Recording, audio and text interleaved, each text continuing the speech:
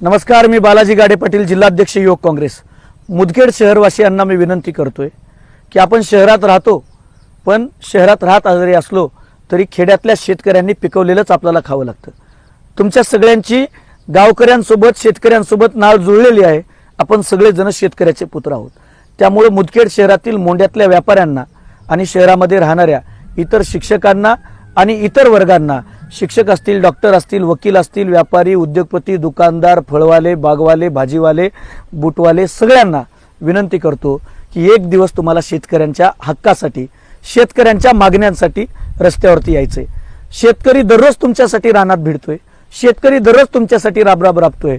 आणि जगाचा पोशिंदा आज जर कर्जापायी, जगाचा पोशिंदा पीक विम्यापायी आज जर मरत असेल तर आपण नुसतं पेपर वाचून हळहळ करण्यापेक्षा, रील्स बघून वाईट वाटून घेण्यापेक्षा एक दिवस रस्त्यावरती या. तुमच्यातलं माणूस पण जिवंत आहे हे दाखवावं लागेल. मुदखेड शहरातल्या सर्व शहरवासियांना मी विनंती करतो की एक दिवस अन्नदात्यासाठी द्या आणि 6 ऑगस्टला मंगळवारी सकाळी 10 ते 12 वाजेपर्यंत बाळासाहेब ठाकरे चौक ते तहसील कार्यालय मुदखेड इथपर्यंत शेतकऱ्यांच्या हक्कासाठी मोर्चामध्ये उतरा आणि शेतकऱ्यांच्या पाठीशी उभा राहा. शेतकरी जगला तर आपले व्यवसाय चालतील, आपण जगू. धन्यवाद.